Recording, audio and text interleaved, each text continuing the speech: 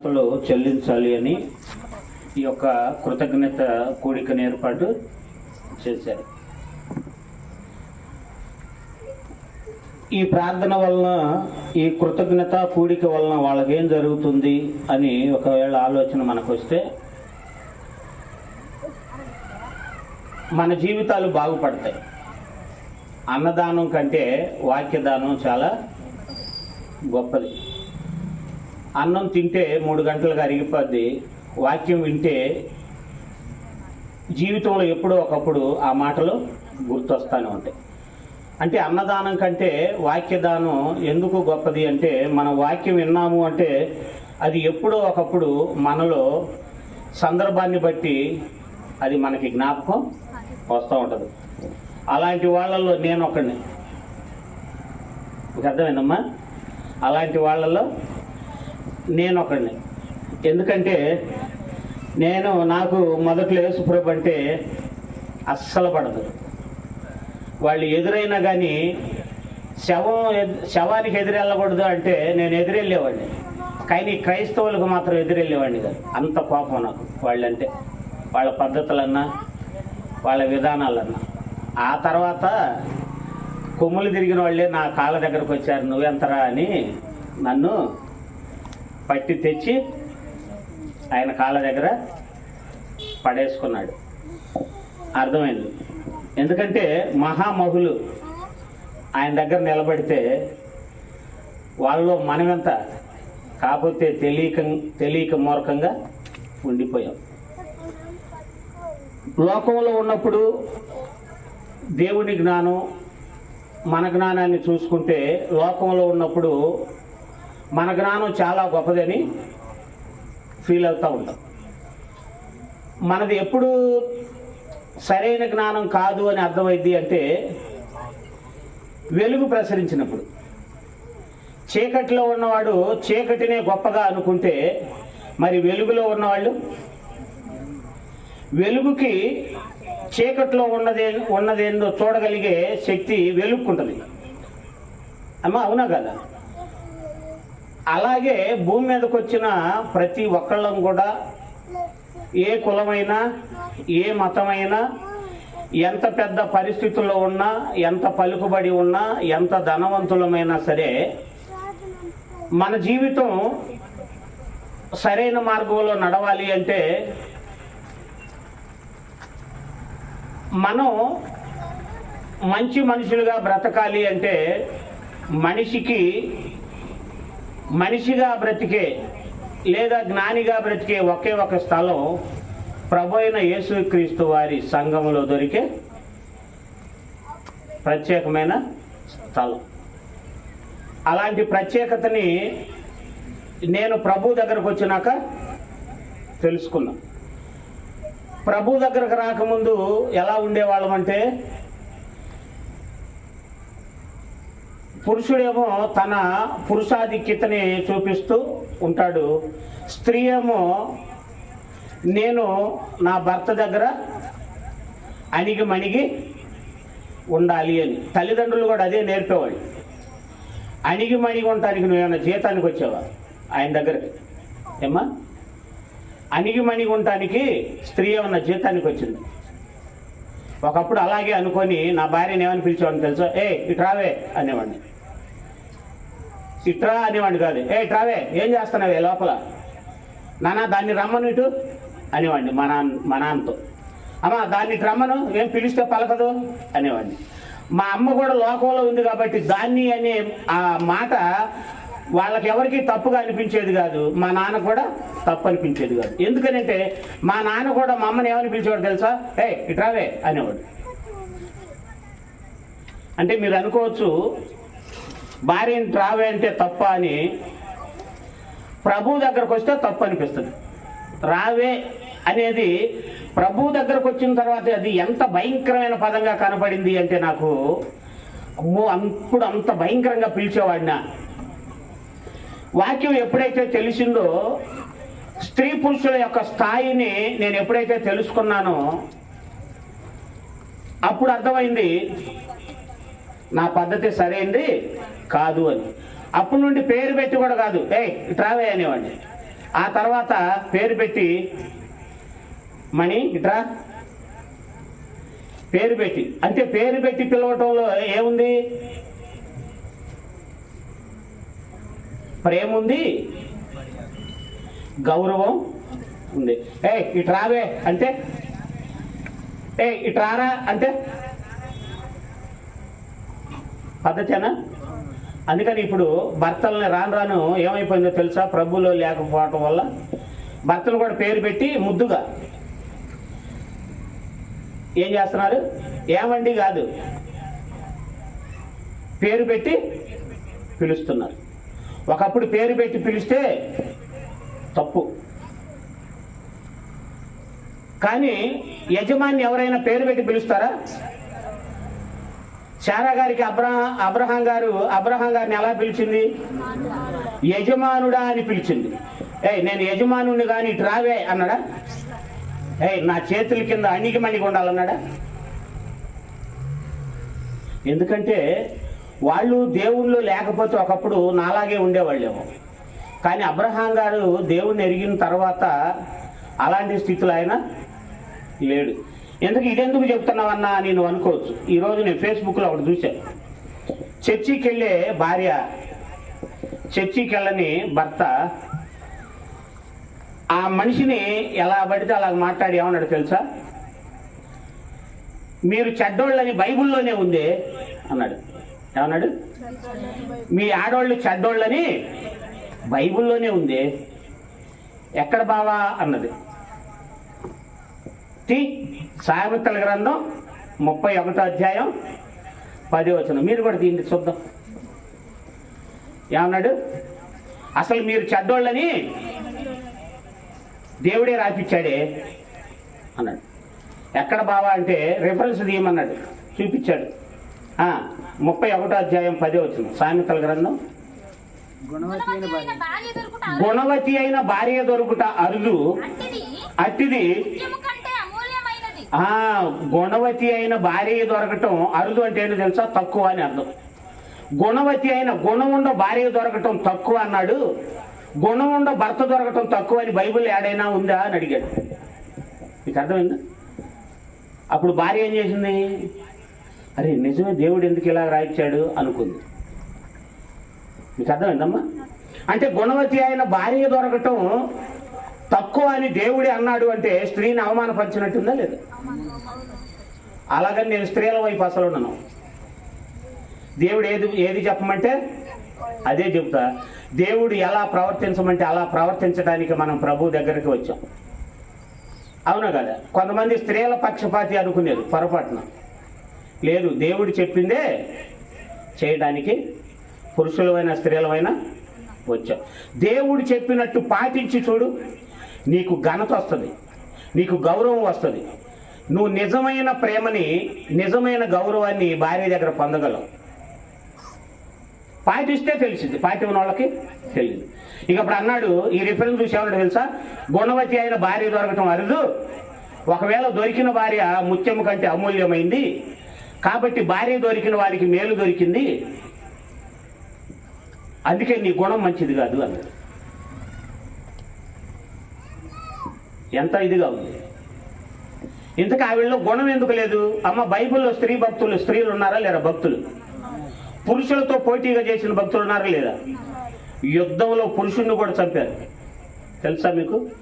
ప్రాణానికి తెగించి దేవునికి అవమానకరంగా ఉన్న పురుషులను సైతం కోపంతో పళ్ళు పటపట కొరికి చంపారు. పురుషులను చంపారు. ఎందుకని? వాళ్ళకి విశ్వాసం ఉంటుంది. మరి ఎందుకన్నాడు దేవుడు ఇలాగా? గుణవతి అయిన భార్య దొరకటం అరుదు అని ఎందుకన్నాడు? మరి పురుషుల గురించి ఎందుకు చెప్పలేదు? గుణవతి అయిన భర్త దొరకటం అరుదు అని ఎందుకు రాయలేదు అంటే ఇక్కడ జాగ్రత్తగా మీరు వినండి. అందుకే బైబిల్ దగ్గర మనం జాగ్రత్తగా ఆలోచిస్తేనే వాస్తవం బయటకు వస్తుంది. నేను మా నాన్నకు పుట్టాను. మా నాన్న ముందు పుట్టాడా నేను పుట్టానా? నాకంటే మంచి చెడ్డలు మా నాన్నకి ఎక్కువ తెలుసా నాకు తెలుసా? మా నాన్నకి ఎక్కువ తెలుసు. అలాగే దేవుని సృష్టిలో ముందు పురుషుడు పుట్టాడా స్త్రీ పుట్టిందా? పురుషుని నుండి స్త్రీ వచ్చింది. మీకు అర్థమైందా? పురుషుని నుండి స్త్రీ వచ్చిందంటే బలవంతులు పురుషుడు అయి ఉంటాడా, స్త్రీ అయి ఉంటుందా? ఎందుకని? ముందు పుట్టాడు కాబట్టి. అందుకని పెళ్లి చేసుకునేటప్పుడు అబ్బాయి వయసు ఎంత, అమ్మాయి వయసు ఎంత అని అడుగుతారు. ఎందుకని? అబ్బాయి వయసు ఎక్కువ ఉండాలి, అమ్మాయి వయసు. ఎందుకని అంటే పురుషుడు పాలించేవాడు, స్త్రీ పురుషుని పాలనకు లోబడేది. ఇది దేవుని చట్టం. పురుషుని పాలనకు లోబడేది. మరి లోబడే స్త్రీ, లోబడే వాళ్ళు ఎవరు? యజమానుడి కింద లోబడే వాళ్ళని ఏమంటారు? తక్కువ స్థాయిలో ఉన్నట్టు. వీళ్ళనే దేవుడు ఏమన్నాడు తెలుసా? పురుషుడి కింద, పురుషుడి అధికారంలోకి వచ్చే భార్య జ్ఞానంలో బలహీనమైనది నాయన అని. చూడండి, పేతురు గారు రాసిన మొదటి పత్రిక 3:7 ఏమన్నాడో చూడండి. గుణవతి అయిన భార్య దొరకటం తక్కువ అని ఎందుకన్నాడు అంటే ఆ భార్య బలహీనమైంది కాబట్టి. పురుషుడితో పోల్చుకుంటే శరీరానికి, శరీర బలానికి సరిపోదు, ఆలోచన జ్ఞానానికి సరిపోదు, భక్తిలో విశ్వాస్యతకి ఏం చేయదు, పురుషుడితో సమానం కాదు. కాబట్టి స్త్రీ ఎవరు? పురుషుడు కంటే బలహీనమైనది అని దేవుడు చెప్తున్నాడు. వయసులో తక్కువ, బలంలో తక్కువ, జ్ఞానంలో తక్కువ. కాబట్టి పురుషుడు కంటే బలహీనమైంది ఎవరు? స్త్రీ అని దేవుడు చెప్పాడా? నేను చెప్పాను. ఏమన్నాడు? అటువలనే పురుషులారా జీవము అనే కృపావరములో మీ భార్యలు మీతో పాలివారై ఉన్నారని ఎరిగి ఎక్కువ బలహీనమైన ఘటమని భార్యను ఏం చేయాలి? సన్మానించు. ఎవరు సన్మానించాలి? ఎందుకని? బలహీనమైనది భార్య. బలహీనమైన భార్యకి గుణం ఎక్కువ ఉంటుందా, తక్కువ ఉంటుందా? గుణం ఎక్కువ ఉంటుందా, తక్కువ ఉంటుందా? పోనీ ఒకవేళ బలహీనమైంది అనుకుందాం. ఈరోజు చర్చిల్లో స్త్రీలు ఎక్కువ ఉంటున్నారా, పురుషులు ఎక్కువ ఉంటున్నారా? ఎందుకని? బలవంతులైన వాళ్ళు చర్చి నిండాలి కదా. బలహీనులైన వాళ్ళు చర్చిలో ఎందుకుంటున్నారు అంటే ఒక కుటుంబం బాగుపడాలి అనే ఆలోచన పురుషుడి కంటే స్త్రీకే ఎక్కువ ఉంటుంది. ఒకవేళ పురుషుడు అయితే సంపాదించి తెస్తావు, కాదనట్ల, గ్రేట్, కాదనట్ల. కానీ నువ్వు తెచ్చిన దానిని దేనికి ఎలా వాడాలో ఆలోచన కలిగి కుటుంబాన్ని ముందుకు నడిపించే స్థితి భార్యకే ఇచ్చాడు. అందుకని గృహ పరిపాలన చేయాల్సింది స్త్రీయా, పురుషుడు? స్త్రీయే. ఇంట్లో హోమ్ మినిస్టర్ దేవుడు చెప్పాడు, నేను చెప్పాల. గృహ పరిపాలన ఆవిడికి, మరి బయట పరిపాలన నీది, పురుషుడిది. మీకు అర్థమైందా? కాబట్టి గుణవతి అయిన భార్య దొరకటం అరుదు అన్నాడంటే అంటే స్త్రీలలో గుణాలు ఉన్నోళ్ళు ఉండరనే? లేదు, వాళ్ళు బలహీనులు కాబట్టి గుణం విషయంలో తక్కువనా? గుణం అంటే ఏం లేదు, జ్ఞానం. మీకు అర్థమైందా? ఎమోషన్స్. ఇంతే అడుగుతుంటే ఒక స్త్రీ అడిగింది, ఎందులో గొప్పయా మీరు అని అడిగింది పురుషుడిని. నువ్వు ఎందులో గొప్ప అన్నాడు. నువ్వు పుట్టినప్పటి నుంచి మీ అమ్మ మీ నాన్నతోనే ఉంటావు చనిపోయేంత వరకు కూడా, మీ అమ్మ మీ నాన్నతో చనిపోయేంత వరకు కూడా. కానీ నీకంటే నేను ఎందులో గొప్ప తెలుసా? పెళ్ళిడు వచ్చేంత వరకు కూడా మా అమ్మ మా నాన్నతో ఉంటా. ఎప్పుడైతే నాకు పెళ్ళిడు వస్తుందో అప్పటి వరకు నన్ను గారాభంగా చూసుకున్న నా తల్లిని, నా తండ్రిని, నా బంధువులని, నా ఊరిని కూడా విడిచిపెట్టి ఎంత గారాభంగా చూసుకున్నా సరే పరాయి పురుషుడితో జీవితాంతం బ్రతకడానికి వెళ్తా. అది నీకు నాకు ఇది. ఇప్పుడు చెప్పు, నువ్వు రైటా నేను రైటా అని అడిగింది. నీలో త్యాగం ఉందా, నాలో త్యాగం ఉందా? నువ్వు ప్రేమను చంపుకుంటావా, నేను ప్రేమను చంపుకుంటున్నానా? ఇంటి వాళ్ళని విడిచిపెట్టి నువ్వు వెళ్తున్నావా, నేను వెళ్తున్నానా? ఒక్కసారి తల్లిదండ్రులు విడిచిపెట్టి చూడు, నీకు అర్థమైంది. అనేసరికి ఆ పురుషుడు నోరెత్తల. అప్పుడు అన్నది, జీవితాన్ని త్యాగం చేసేది, త్యాగం అనేది ప్రారంభమయ్యేది ఎదిగి ఎదగని వయసులో మాకు, మీకు కాదు. ఎదిగి ఎదగక ముందే చేసుకోబోయేవాడు ఎలాంటి వాడైనా సరే ఇష్టం అనే పేరుతో వెళ్ళి అతను నిందించిన, అవమానించిన, చిన్న చూపు చూసిన, మంచివాడైనా చెడ్డవాడైనా సరే ఇతనే నా జీవితం అనుకొని జీవితాంతం సర్దుకొని పోయే గుణం మాకుంటుంది. మీకేముంటుంది? నచ్చితే ఐ లవ్ యూ అంటారు, నచ్చకపోతే విడాకులు అంటారు. అంతేనా? ఇంక మాటలు లేవు. అలాగని నేను స్త్రీ వైపు మాట్లాడుతున్నానని కాదు. ఇక్కడ పురుషుడు భార్యను భరించాలా, భార్య భర్తను భరించాలా అనేది మన ఉద్దేశం. ఈరోజు మనం మాట్లాడుకోబోతుంది. ఏంటో తెలుసా? భర్త భార్యను భరించాలా, భార్య భర్తను భరించాలా అనేది. ఒక తండ్రి పిల్లలను భరిస్తాడు, పిల్లల తండ్రిని భరించరు. ఎందుకని? పిల్లల కంటే తండ్రి జ్ఞానవంతుడు, అనుభవవంతుడు, పిల్లలకి జ్ఞానం నేర్పవలసినోడు. మరి భర్త భార్య కంటే వయసులో పెద్దవాడు, జ్ఞానంలో పెద్దవాడు, ఆలోచనల్లో పెద్దవాడు. మరి పెద్దవాడు భార్య బలహీనతలను భరించాలా, భార్య భర్త బలహీనతలను భరించాలా? భరించాలి. ఈరోజు విడాకులు ఎందుకు వస్తున్నాయి తెలుసా? పురుషుడుగా నా భార్య ఎలాంటి బలహీనతలో ఉన్నా సరే నేను భరించాలి అనే మనసు పురుషుడిలో లేకపోవటం వల్ల ఈరోజు కుటుంబాలు చిన్నాభిన్నమైపోతాయి. మీకు తెలుసా? తనతో సమానంగా చూసుకుంటాడు జ్ఞానంలో. నీ జ్ఞానం ఎక్కడ, ఆవిడ జ్ఞానం ఎక్కడ? నీ వయసు ఎక్కడ, ఆవిడ వయసు ఎక్కడ? నువ్వు పెళ్లి కాబోయే లోపల తిరిగి అటు తిరిగి ఇటు తిరిగి అన్ని అనుభవాలు నేర్చుకుంటావు. పెళ్ళి ఎప్పుడైతే పెద్ద మనిషి అయిందో అప్పటి నుంచి అడుగు బయట పెట్టనివారు స్త్రీని, తెలుసుగా? ఎప్పుడైతే పెద్ద మనిషి అయిందో అడుగు దాటి బయటికి పెట్టనివారు. అడుగు బయట పెడితే ఎక్కడికి అంటారు?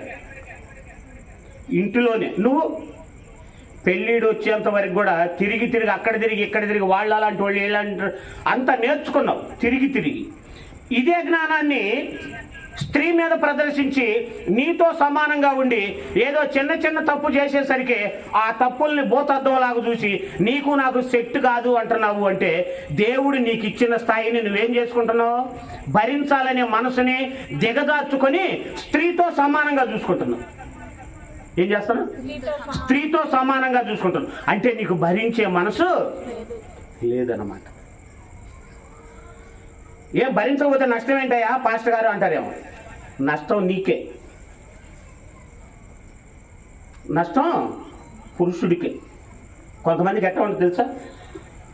మిమ్మల్ని ఇంటికి వెళ్ళు, నేను వెళ్ళను అన్నదనుకో, ఆహా ఇది వెళ్ళను అన్నదిరా నాయన, దొరికింది నాకు. ఏమైంది? వెళ్ళదు కాబట్టి నేనేం చేయొచ్చు అనమాట. అలా కాకుండా ఒక మాట అనగానే అలిగిపోయింది అనుకోండి, అమ్మో ఇది మాట అంటే అలిగిపోద్ది, నేనేమి అనకూడదు కాబట్టి. అంటే అలిగిపోతేనేమో ఒక రకంగా ఉంటాం, అలిగిపోకుండా నువ్వే నా జీవితం అన్నదనుకోండి అలుసుగా తీసుకుంటాం. దాన్ని ప్రేమగా ఎందుకు తీసుకో? వాళ్ళ అమ్మ వాళ్ళ నాన్న దగ్గరికి వెళ్లకుండా నేను ఎన్ని ఇబ్బందులు పెడుతున్నా నాతోనే ఉండాలి అంటుంది కాబట్టి ఇలాంటి భార్య నాకు దొరకటం అదృష్టం అని ఎందుకు అనుకోవు? మనిషి అనుకోడు. అందుకే కొంతమంది భర్తలు భార్యలు బతికున్నంత వరకు కూడా వాళ్ళ విలువ అర్థం కాదు. ఉంటేనేమో చిన్న సమస్యను పెద్దగా చేసుకుంటారు, పోతేనేమో అప్పుడు చెబుతుంటారు సినిమా డైలాగ్, గుర్తొస్తుంది ఆ అమ్మాయి ఉన్నప్పుడు అర్థం కాలేదు. అందుకే పాస్టర్లు గొంతు చించుకొని చెప్పేది ఎందుకు తెలుసా? ఆడవాళ్ళంటే ప్రేమ ఎక్కువై కాదు, ఆడవాళ్ళంటే పాస్టర్ గారికి ప్రేమ ఎక్కువై కాదు, వాళ్ళ బలహీనులు. చూడండి ఎఫెసీయులకు రాసిన పత్రిక పౌలు గారు 5వ అధ్యాయం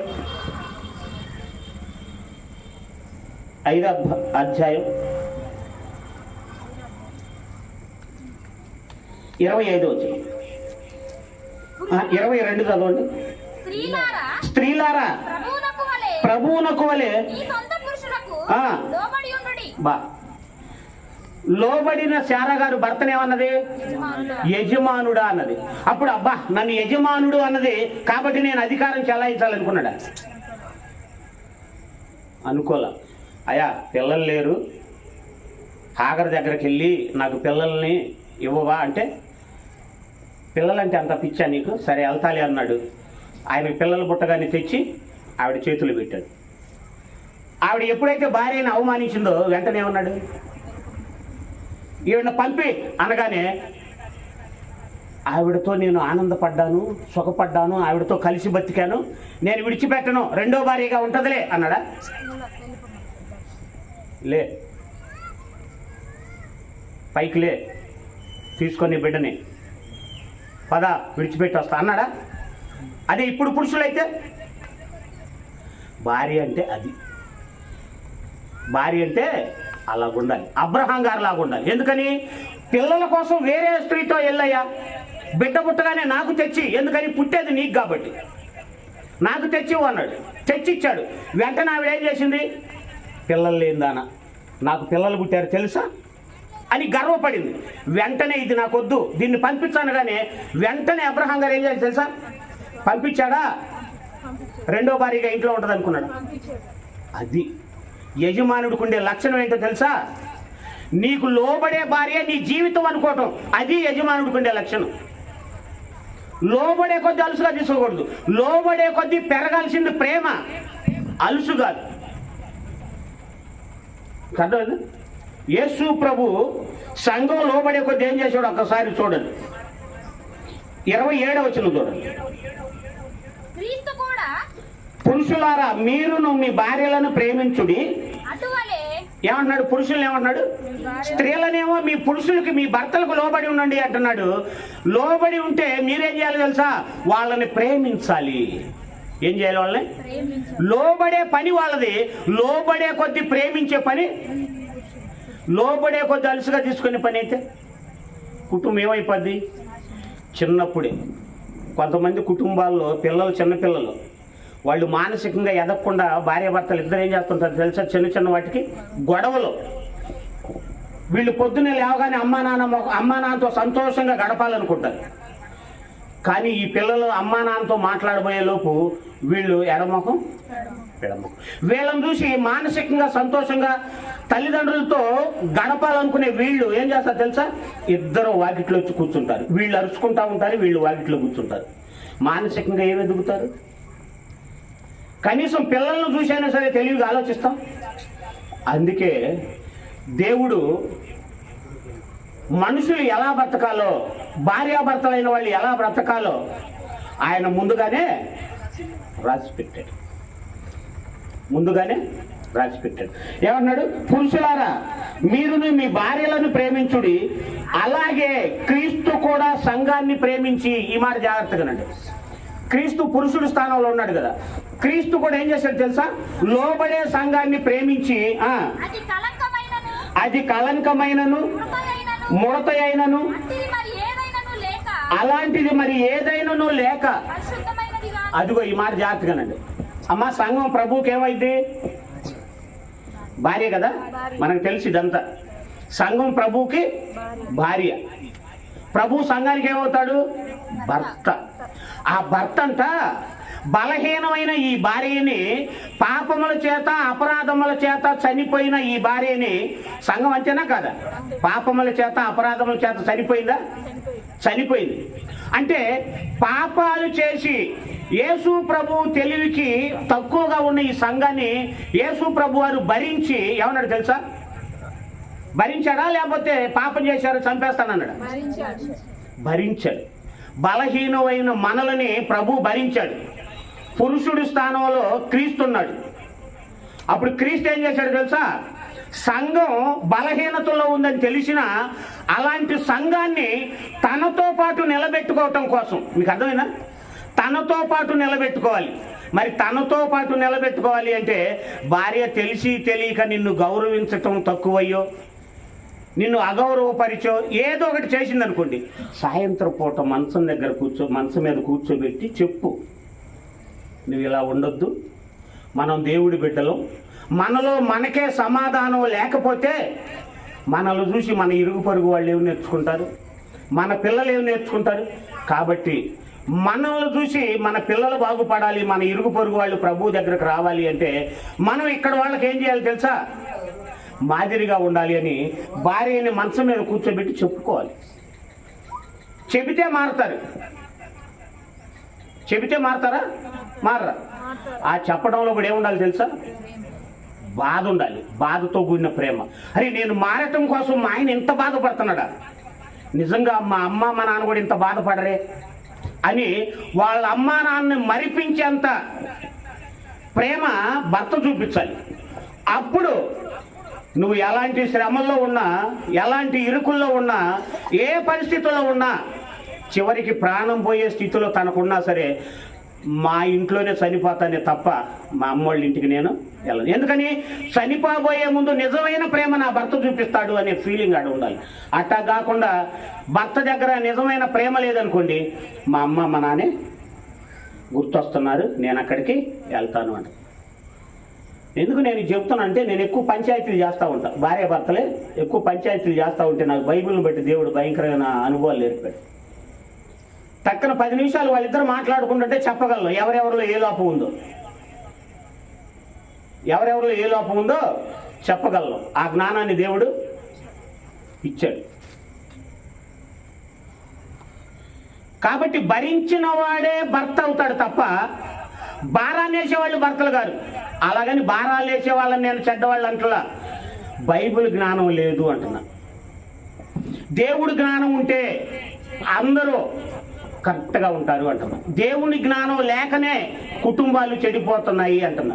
నేను పురుషుణ్ణి అనే ఫీలింగ్ ఉండటం వల్లనే కుటుంబాలు చెడిపోతున్నాయి. దేవుడికి ఇద్దరూ సమానమే, దేవుడికి ఇద్దరూ సమానం. కాకపోతే పని వేరు, పని వేరు. నువ్వు దేవుని ఘనపరుస్తూ ఉంటే నీకు ఇంట్లో ఉండి సాటి అయిన సహాయంగా నిన్ను ప్రోత్సహిస్తూ ఉంటుంది, అది పని. ఎందుకంటే స్త్రీ పురుషుల్లాగా సువార్తల కోసం పరిచయం కోసం తిరగలేదుగా. కాబట్టి స్త్రీ పని వేరు, పురుషుడి పని వేరు. మరి ప్రేమ విషయంలో సమానులే. ఇది తెలియక మనం ఏం చేస్తుంటాం? ఎంత చెప్పినా ఏదో ఒక పక్కన, నా ముందే కుర్చీలో కూర్చున్నావే, ఎవరూ లేనప్పుడు కూర్చుంటే ఏమైంది? నీతో ప్రేమగా పలకరించడానికి. నీ ఇంటికి ఎవరైనా వచ్చినప్పుడు, ఎవరైనా మాట్లాడుతుంటే వాళ్ళ ముందు కుర్చీలో కూర్చుంటే, వాళ్ళ ముందు ఎందుకు అమ్మాయి కుర్చీలో కూర్చున్నావు అని. మీ ఇద్దరు ఉన్నప్పుడు కూడా కుర్చీలో కూర్చోవద్దా? కొంతమంది అలాగ కూడా ఉంటారు, అలాగ కూడా ఉంటారు. అంటే ఇంకా అది ఇల్లా లేకపోతే జైలా? క్రీస్తు కూడా సంఘమును ప్రేమించి అది కళంకమైనను ముడత అయినను అలాంటిది మరి ఏదైనను లేక పరిశుద్ధమైనది గాను నిర్దోషమైనది గాను మహిమగల సంఘము గాను, అంటే గొప్ప భార్య గాను. గుర్తుపెట్టుకోండి, గొప్ప భార్య గాను ఆయన తన ఎదుట. అదుగో ఆయన భర్త అయితే భార్య అనే ఈ సంఘాన్ని ముడత, కళంకం ఇవన్నీ ఉన్నా కానీ వాటన్నిటినీ ఏమీ లేకుండా ఆ భార్యని పరిశుద్ధపరిచి తనతో సమానంగా నిలబెట్టుకోవటానికి, తనతో సమానంగా నిలబెట్టుకోవటానికి ఏం చేశాడంట? వాక్యముతో వాక్యమును ఉతక స్నానము చేత దానిని పవిత్రపరిచి. ఇప్పుడు భార్య బలహీనతలని భర్త పవిత్రపరచాలా? భర్త బలహీనతలని భార్య పవిత్రపరచాలా? ఎందుకు ఆవిడకే బలహీనత ఉంది అంటే నీకన్నా నీకు తర్వాత పుట్టింది కాబట్టి. శరీర బలంలో బలహీనత కాబట్టి, ఆలోచనలో నీ స్థాయికి తక్కువ కాబట్టి నువ్వు భరించాలి. అవునా కదా? తక్కువ కాబట్టి భరించాలి. యేసు ప్రభు వారు ముడతలను భరించాడంట, కళంకాలను భరించాడంట, అవమానాలను భరించాడంట. తెలిసి తెలియక చేస్తే తప్పులను భరించి, భార్య తప్పులను భరించి ఏం చేశాడు తెలుసా? తన ఎదుట నిలబెట్టుకోవడానికి ఏం చేశాడంట? వాక్యముతో ఉతక స్నానము చేత దానిని పవిత్రపరిచి పరిశుద్ధపరచుటకై. జాగ్రత్తని మాట, పరిశుద్ధపరచుటకై అంటే ఏంటో తెలుసా? జ్ఞానము నేర్పటానికి, తెలివితేటలు నేర్పడానికి, ఆ భార్య కొరకు తనను తానే దేనికి, ఎవరి కోసం అప్పగించుకున్నాడు? భార్యని నిలబెట్టుకోవటానికి. అంటే భార్య తప్పు చేసిందని క్షమిస్తే ఏమనుకుంటుందో తెలుసా? నేను ఒంగోలు యువతల ఎవరు అది మనం అందరం వెళ్ళా 10 మంది వెళ్తే ఏం జరిగింది తెలుసా? ఒక పాస్టర్ గారు అందరు వెళ్ళారు.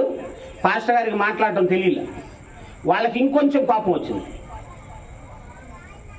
తప్పు చేసిన వాడు తప్పు చేసావు అంటే ఏ పరిస్థితుల్లో తప్పు చేశారు చూడాలి. ప్రతి కారణం వెనక, ప్రతి తప్పు వెనక ఒక రీజన్ ఉంటుంది. ఇది గుర్తుపెట్టుకోండి. ప్రతి రీజన్ వెనక ఏముంటుంది? ఒక రీజన్ ఉంటుంది. ఆ రీజన్ను బట్టే వాళ్ళు పాపం చేస్తారు, తప్పు చేస్తారే తప్ప రీజన్ లేకుండా ఎవరు కూడా తప్పు చెయ్యరు. ఆ రీజన్ను పట్టుకోవాలి. తెలియగలిగిన వాడు ఏం చేయాలి? ఆ రీజన్ను పట్టుకోవాలి. నేనేం చేశాడు? మాట్లాడటం తెలియలే, కోపం వచ్చింది. అందరూ కొట్టుకునే స్థాయికి వచ్చారు. నేను కొత్త కదా, ఆ రోజు నన్ను పిలిచింది. వాళ్ళు సంఘస్థులు అందరూ ఒకటి కదా. మనం తొందరగా ఇది చేసుకుంటే పోయిన ఎవరు చేస్తున్నాడు అనుకుంటారు. ఆగాను, ఎవరెవరు ఎలాంటి వాళ్ళు తెలుసుకున్నా. ఆ తర్వాత మాట్లాడి ఇచ్చేస్తే ఆ తర్వాత అంతా ఆయన ఏం చేశాడు తెలుసా? భర్తని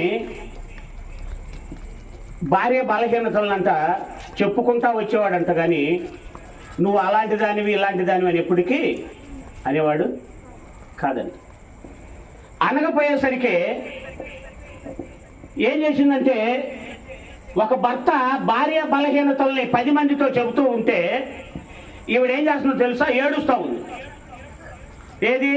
వాళ్ళ పంచాయతీ పూర్తయిన తర్వాత భార్య ఆ పాస్టర్ గారు బైక్ ఎక్కించుకొని వెళ్తూ ఉంటే భార్య అంట పట్టుకొని ఏడుస్తూ ఉందంట.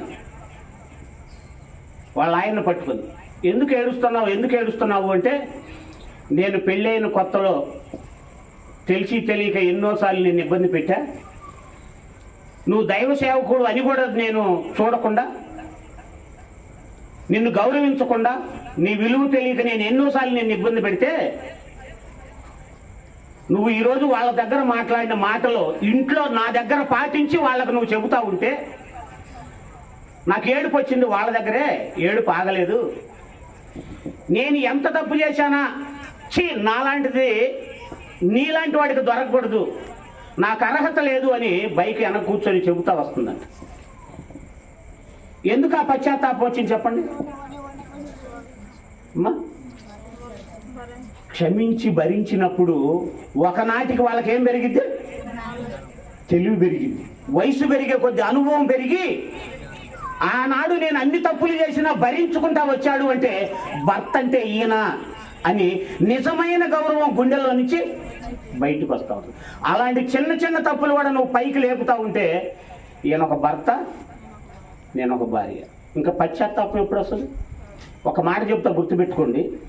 ఇప్పటికీ యేసు ప్రభు అంటే ప్రపంచం సలాం ఎందుకు చేస్తుందో తెలుసా? చంపే వాళ్ళని సైతం క్షమించాడు కాబట్టి. మీకు అర్థమైందా? చంపిన వాళ్ళని సైతం తండ్రి వీరేం చేస్తున్నారు, వీళ్ళు ఎరగరు అన్నాడు కాబట్టి చంపిన వాళ్ళు సైతం యేసు ప్రభు వచ్చే నాటికి ఏమైనా తెలుసా? మారు మనసు పొందారు. తెలుసా మీకు? యేసు ప్రభు వచ్చే టైం కల్లా ఎవరైతే ఆయన బల్లాలతో పొడిచారో, ఎవరైతే ముఖాన్ని ఉమ్మేశారో, ఎవరైతే ముళ్ళ కిరీటం పెట్టారో, ఎవరైతే పిడిగుద్దులు గుద్దారో, ఎవరైతే ఆయన్ను దూషించారో, వీళ్ళందరూ కూడా ఏమైపోయారు తెలుసా? మారు మనసు పొందారు. ఎందుకని? బ్రతికున్నప్పుడు క్షమించాడు, చనిపోయిన తర్వాత వందల వేల సంవత్సరాల తర్వాత అది గుర్తు తెచ్చుకొని వీళ్ళకి వయసుతో పాటు అనుభవం పెరిగిన తర్వాత అనిపించింది, మనది ఒక బ్రతికేనా, మనం చంపుతా ఉంటే మనల్ని క్షమించమన్నాడు. అనుకొని ఏం చేసి తెలుసా? పశ్చాత్తాపడి మనస్ఫూర్తిగా మారు మనసు పొందారు. మనకు తెలుసు, యేసు ప్రభు ప్రాణం పోగానే ఒక శతాధిపతి ఏం చేశాడు? మోకాళ్ళుని, ఈయన నిజముగా దేవుని కుమారుడే. ఎలా మారు మనసు వచ్చింది అంటే, ఎప్పుడైతే పట్టుకున్నారో పట్టుకున్నప్పటి నుంచి శిలువ మీద నా ఆత్మను అప్పగిస్తున్నాను అన్నంత వరకు కూడా ఎక్కడ కూడా నోటిలో నుంచి ఒక్క చెడ్డ మాట రాలేదు. అది అంతా గుర్తొచ్చిన తర్వాత శతాధిపతి కనిపించింది, ఇలాంటి వాడు కదా దేవుని కుమారుడు అంటే.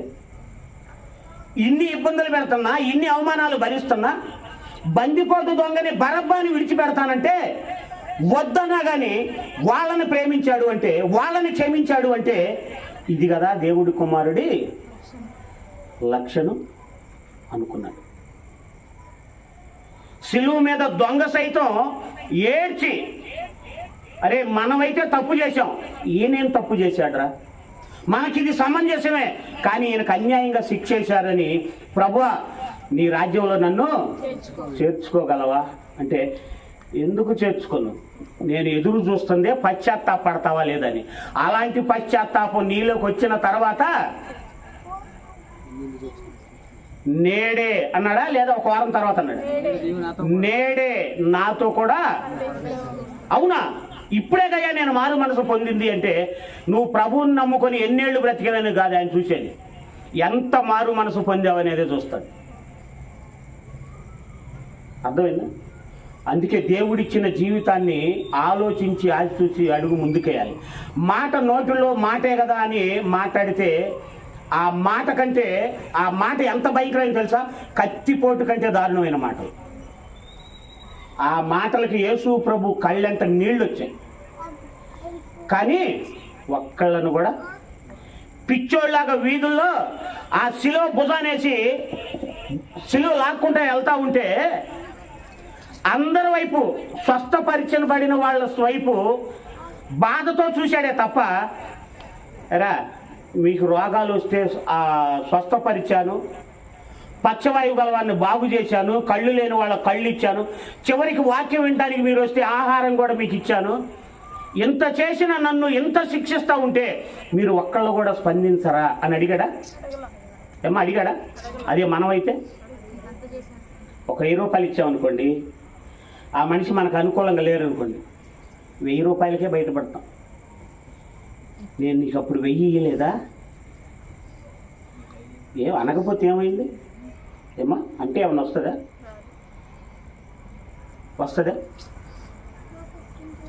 అందుకని బాధ భరించుకుంటా ముందుకు వెళ్తా ఉంటే ఆయన ఎంత భరించాడు అంటే సంఘాన్ని, యెరూషలేము కుమార్తెలందరూ ఆయన వెనక ఏడ్చుకుంటూ వెళ్తా ఉన్నారు.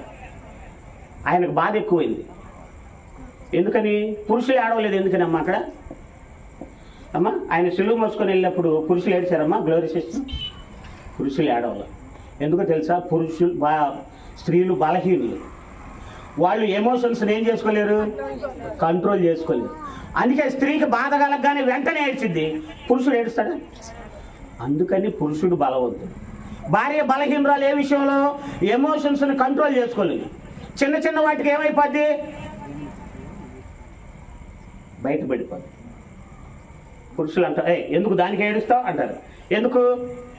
నువ్వు పురుషుడు కాబట్టి నీ లెక్కలు వేరు. ఈవిడ స్త్రీ కాబట్టి సిలువ మోస్తూ ఉంటే తట్టుకోలేక ఏడుస్తూ ఉంటే అప్పుడు వెనక్కి తిరిగి చూశాడు. యెరూషలేము కుమార్తెలారా, నా కోసం ఏడవద్దు, మీకోసం మీ పిల్లల కోసం ఏడవండి. నా కోసం ఏడిస్తే నాకేం జరగదు, కానీ మీకోసం ఏడిస్తే మీ పిల్లలు బాగుపడతారన్నాడు. అంటే చనిపోయేటప్పుడు కూడా వాళ్ళ గురించేనా? అవును. చనిపోయేటప్పుడు కూడా వాళ్ళ గురించేనా? అవును. అంటే యేసు ప్రభు వారికి ఏమర్థమైందో తెలుసా? నాకు చావుంది, చనిపోయే లోపల నేను చనిపోయినా సరే జీవితాంతం గుర్తుపెట్టుకునే బ్రతుకు నేను బ్రతకాలి అనుకున్నాడు. అలాగే ప్రతి పురుషుడు కూడా నేను చనిపోయినా నా జ్ఞాపకాలతో బ్రతికేటట్టుగా నా భార్యతో నేను ఉండాలి అనుకోవాలి. పురుషుడైతే నా జ్ఞాపకాలతో బ్రతకాలి నా భార్య, వేరే పురుషుడు వైపు కన్నెత్తి కూడా చూడని విధంగా నా ప్రేమే గుర్తు రావాలి, నా క్షమించే హృదయమే గుర్తు రావాలి, నేను ప్రేమించే తీరే గుర్తు రావాలి అనుకోవాలి. బ్రతికుంటే నీతో కాపురం చేయాలి, నువ్వు చనిపోతే నీ జ్ఞాపకాలతో కాపురం చేయాలి. అది మగాడంటే. బ్రతికున్నప్పుడు హింసించి, బ్రతికున్నప్పుడు బలహీనతలను కూడా పెద్ద పెద్ద భరించాలా, భర్త భార్యను భరించాలా, ఈ ఒక్క పాయింట్ మాత్రమే చెప్పాను నేను. భరించే విషయంలో పురుషుడే భరించాలి. భరిస్తే ఏమొస్తుంది? భార్యకి జ్ఞానం వస్తుంది, తెలివితేటలు పెరుగుతాయి. ఎప్పుడు స్పాట్లో పెరగకపోయినా వయసుతో పాటు అనుభవం పెరిగే కొద్దీ అప్పుడు అనుకోవాలి, అప్పుడే నా భర్త నా విడాకులు ఇస్తే నా పరిస్థితి ఏమయ్యేది. కానీ నన్ను ఈయన భరించాడు, కానీ ఈయన నేను భరించలేదు అని అప్పుడు భార్య దగ్గర నిజమైన యజమానుడిగా మారిపోతావు. ఆవిడ కూడా నిజమైన భార్యగా మనస్ఫూర్తిగా నీకు లోబడి ఉంటుంది. అది స్వేచ్ఛాపూర్వకమైన జీవితం. అంతేగాని బలవంతంగా కాపురం చేస్తే అది కాపురం కానీ కాదు. అమ్మో, స్నానానికి వేడి నీళ్ళు పెట్టకపోతే మా ఆయన అరుస్తాడు అనేది ఉండకూడదు, అది బలవంతం. మా ఆయన వచ్చేసరికి రెడీగా నేను మొత్తం రెడీ చేయాలి, అది ప్రేమ. స్వేచ్ఛతో పనులు చేయించుకోవాలి, కానీ బలవంతంతో ఇదిగా. ఎందుకు మన దేవుడు ఎంత గొప్పడో తెలుసా? నేను ఉత్తముడిని అని నువ్వు రుచి చూస్తే నా దగ్గర ఉండు, నా దగ్గర నేను ఉత్తమ లక్షణాలు లేవా, నీ ఇష్టం అని స్వేచ్ఛ వదిలేశాడా, బలవంతం చేశాడు. ఎంత గొప్ప దేవుడు ఏమా, అర్థమైంది? కాబట్టి ప్రతిదీ కూడా మనం అనుకుంటున్నట్టు ఉండవు, మనం అనుకుంటున్నట్టు బైబిల్ ఉండదు. మన గుణాలతో బైబిల్ని చూడు. మన గుణాలతో చూస్తే నువ్వు ఆడదానివి, నేను మగాడిని, రావే పోవే, అది తప్పు అనిపించాలి. ఒకప్పుడు ప్రభు దగ్గరకు వచ్చిన తర్వాత అది భయంకరంగా కనపడింది నాకు. ఆ పదం కూడా వేరే వాళ్ళు, నా దగ్గర ఒక సహోదరుడు ఉన్నాడు, ప్రభు దగ్గరకు వచ్చినాక నన్ను విడిచి కొన్నాళ్ళు దూరం అయిన తర్వాత భార్యను మళ్ళీ యథాప్రకారం పిలవటం మొదలు పెడితే విన్న ఆ మాట నా చెవులకి ఎంత భయంకరంగా ఉందంటే, ఆ మాట అంత భయంకరంగా ఉంది. ఎందుకు అలా పిలుస్తున్నావు అని అడిగా. అన్న మర్చిపోయానన్న, ఫస్ట్ బాగానే ఉండేవాడు, ఎందుకు మారిపోయింది? సహవాసం తేడా. అలాగని భార్యకు లోబడమనట్లా నేను. భార్య లోబడాలంటే లోబడే విధంగా పురుషుడు లక్షణాలు చూపించాలి అంటున్నా. లోబడాలి, యేసు ప్రభుకు లోబడుతున్నాము అంటే ఆయన గుణాన్ని బట్టి. అలాగే భర్త భార్యకు లోబడాలి అంటే భర్త గుణాన్ని బట్టి, భర్త బలవంతాన్ని బట్టి కాదు. కొడతాడని తిడతాడని అలా లోపరుచుకోకూడదు. అలా లోపరుచుకుంటే చనిపోయేంత వరకే. కానీ అదే స్వేచ్ఛ అయితే చనిపోయిన తర్వాత కూడా, చనిపోయిన తర్వాత కూడా జ్ఞాపకాలతో కాపురం చేసుకున్నంత గొప్పది. అవును కదా? అందుకని వారిద్దరూ ఏక శరీరం అన్నాడు. సమయం లేదు కాబట్టి నేను ఎక్కువ మాట్లాడదలుచుకున్నాను. అర్థమైందమ్మా? కాబట్టి జీవితం చాలా గొప్పది. ఇలాంటి గొప్పదైన ఈ జీవితం పరిపూర్ణంగా మనం ఆస్వాదించి అనుభూతి పొంది సంతోషించాలి అంటే కేవలం ప్రభు అయిన యేసుక్రీస్తు దగ్గరే, వేరొక చోట ఉండదు. కాబట్టి ఇక్కడ ఉన్న మీ అందరూ, లేదా ఈ మైక్ శబ్దం ద్వారా వాక్యం విన్న అందరూ కూడా దయచేసి ప్రభు మాటలందు లక్ష్యముంచి అందరి కుటుంబాలు ప్రభు మాటలకి లోబడే విధంగా మీ ఆలోచనలన్నీ మార్చుకొని ఇక నుంచి అయినా జీవితాన్ని క్రీస్తునందు సంతోషంగా గడిపే విధంగా, మీరు మీ బిడ్డలందరూ కూడా క్రీస్తునందు ఆశీర్వదింపబడే విధంగా ఈ మాటలందు లక్ష్యం ఉంచుతారని ప్రభుపేట మీకు తెలియజేసుకుంటూ, మరి ఇంతటి గొప్ప కార్యక్రమాన్ని ఏర్పాటు చేసిన చెల్లి పుష్ప చెల్లికి, తమ్ముడికి, మరి వారి కుటుంబస్తులు, అక్క చెల్లి